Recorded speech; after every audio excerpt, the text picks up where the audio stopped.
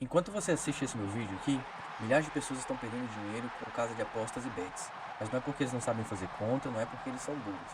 É simplesmente pelo fato de que existe uma indústria inteira preparada para te induzir ao erro, para que você cometa esse deslize. E hoje eu vou te mostrar o porquê casas de apostas nunca foram investimentos. Elas funcionam como uma máquina de transferência de renda de famílias para pouquíssimas empresas dentro do Brasil e no mundo. Mas espera lá, não vai embora agora não que o negócio ainda piora um pouquinho mais. Se você está gostando desse vídeo até esse momento, curte, compartilha e se inscreve no canal, que aqui eu costumo fazer vários vídeos educativos para que você não caia nessas ciladas que existem hoje na nossa vida cotidiana envolvendo finanças. Só para você entender a loucura que isso se tornou. Em 2025, cerca de 24 milhões de brasileiros apostaram alguma coisa em casa de aposta. E olha só o valor que cada um apostou. Entre 800 e 1.250 reais foi apostado o ano passado por um brasileiro. E, cara, só para você ter noção, o salário mínimo em 2026 é equivalente a 1.621 reais. Se a gente colocar isso em porcentagem, significa que o ano passado o brasileiro, por mês, dedicou cerca de 77% de um salário mínimo só para aposta.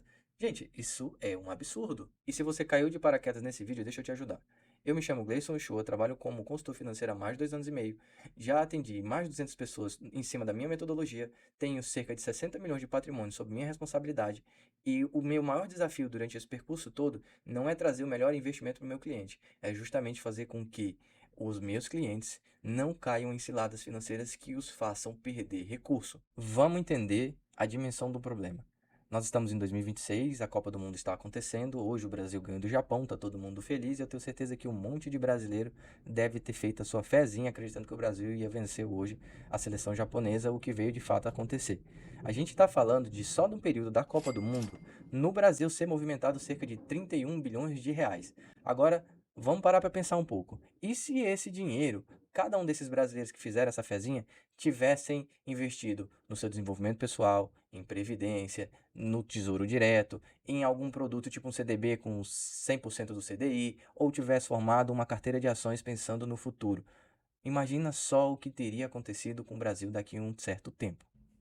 E aqui entram dados que deixam o negócio muito mais pesado.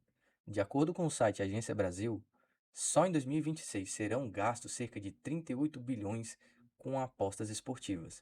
E aí tem também o custo social disso, que a gente está falando de desemprego, de suicídio, de depressão, de ausência do trabalho, de um aumento com gasto na saúde pública. Essa é uma conta que ao final ela é dividida entre toda a sociedade, infelizmente. Imagine o lançamento de uma moeda. As chances reais são cara 50%, coroa 50%.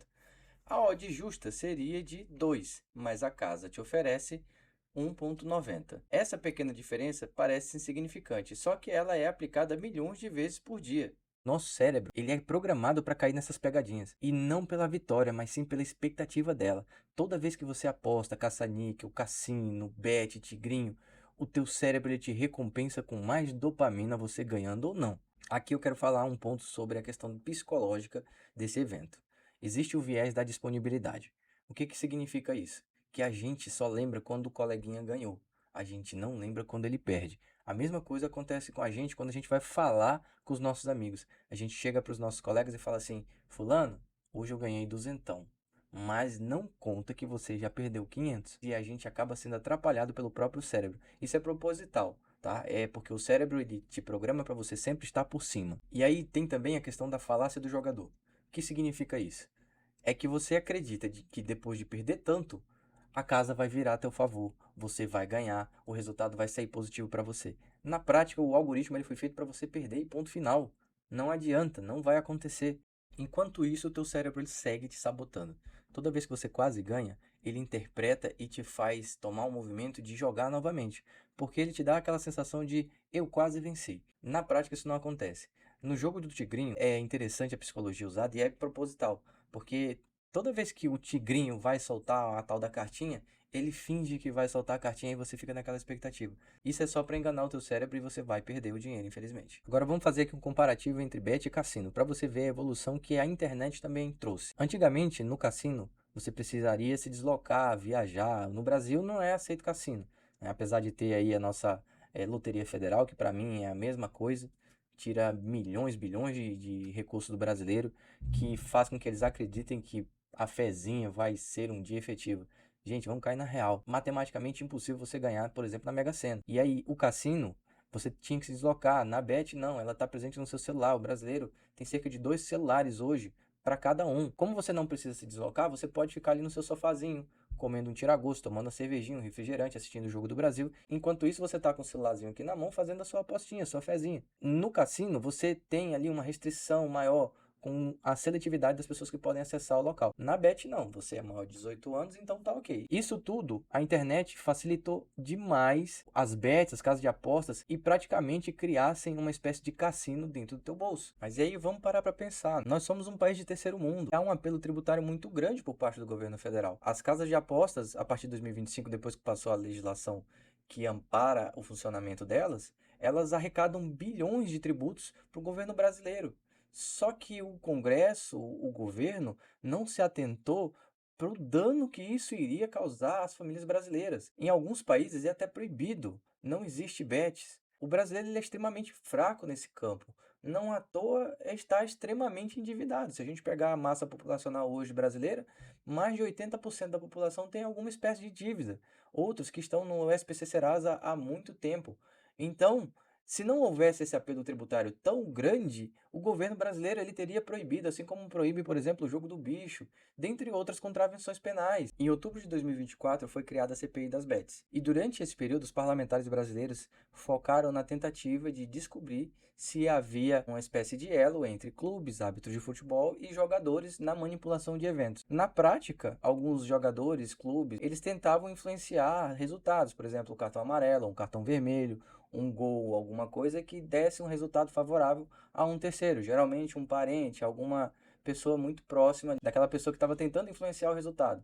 Infelizmente, em 2025, a CPI foi encerrada, o relatório ele foi considerado inconclusivo. Isso significa que, para os parlamentares, não havia prova suficiente para condenar ninguém. E sim, vocês acabaram de descobrir que o Super-Homem e eu somos a mesma pessoa. Eu entendi a referência. E nós vivemos uma Copa do Mundo extremamente singular, porque nós temos a Cazé TV, que é uma rede vinculada ao YouTube, ela não é um canal de TV aberta, ela rivaliza no campo esportivo com as principais redes de TV nacionais, estilo SBT, Globo e por aí vai, e recentemente ela começou a ser investigada pelo Ministério da Justiça pelo elevado número de referências à casa de apostas que vinham acontecendo nos seus intervalos entre cada momento de jogo dentro da Cazé TV. Lógico, isso ainda está em período de investigação, ainda não é nada definido, mas até que ponto a TV consegue influenciar os jovens, consegue influenciar a sociedade brasileira? Mas e se o brasileiro não fizesse aposta, não gastasse esse dinheiro com jogos de azar e ao invés disso tomasse a consciência de que só o planejamento financeiro salva e passasse a poupar cerca de R$ 800 por mês, que é o valor mínimo ali definido pela pesquisa do Banco Central que o brasileiro faz todos os meses, lembrando que varia de 800 a 1.250 reais, vamos supor que cada brasileiro desses 24 milhões passasse a guardar essa quantia.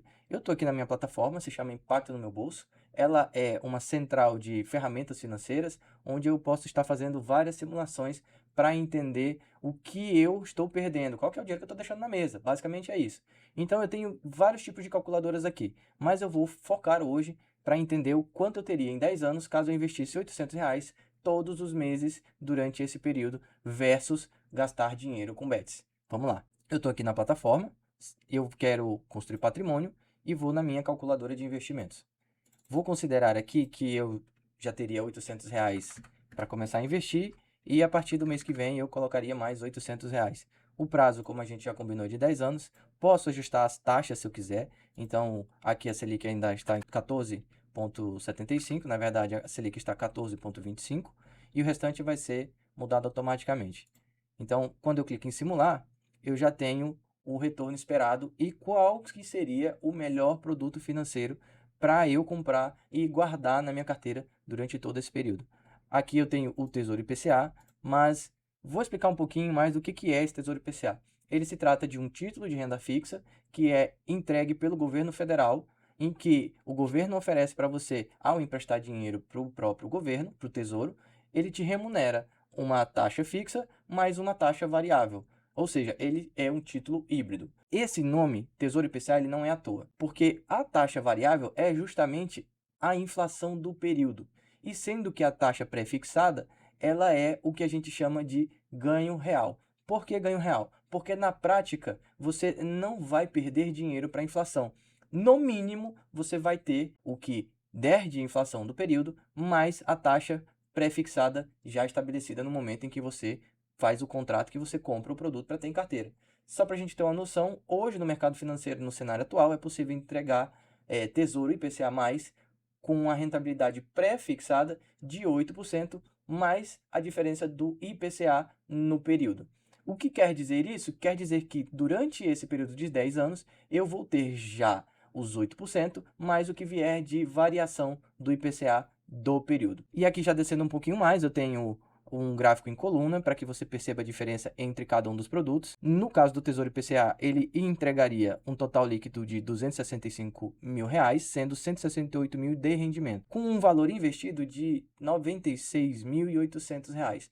Ou seja, todo o restante é o efeito bola de neve dos juros compostos, trazendo uma rentabilidade do período de 174% e pagando o imposto de renda de cerca de R$ 29 mil, quase 28, caindo na menor tabela do IR de 15%. Também tem aqui os outros comparativos. O segundo melhor produto seria a LCI ou LCA, já isento de imposto de renda. Tem também o CDB, que ele aqui está com a rentabilidade média de 100% do CDI. Tesouro Selic, que é algo que tem uma variação diária. Ele é um produto que pode ser utilizado na carteira como uma liquidez para formar reserva de emergência, por exemplo.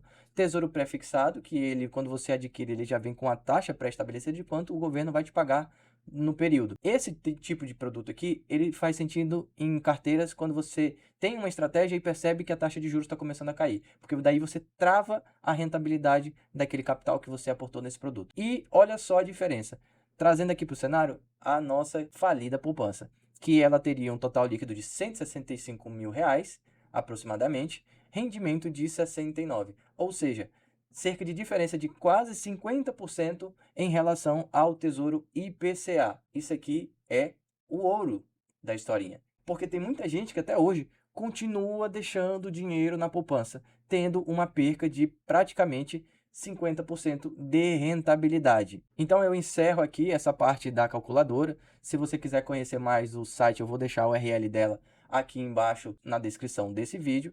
E você também pode estar acessando esse link através da minha bio no meu Instagram. Existem outras calculadoras e eu acredito que você vai gostar muito do que tem aqui, porque aqui é que você vai perceber onde é que você está deixando o dinheiro na mesa. Se você parar para analisar tudo isso, a questão não é o quanto você pode ganhar com a aposta, e sim o quanto você deixa de formar de patrimônio durante esse período. Enquanto você está empobrecendo, a casa de aposta está ficando cada vez mais rica. Se você gostou desse conteúdo e busca crescimento de patrimônio, proteção do que você já construiu, organização financeira da sua empresa, eu te convido a se inscrever no meu canal, me adicionar no Instagram, me manda mensagem no direct, a gente pode estar agendando uma análise financeira, eu vou fazer um diagnóstico para entender o teu momento e te desenhar um planejamento todo personalizado para o que você precisa.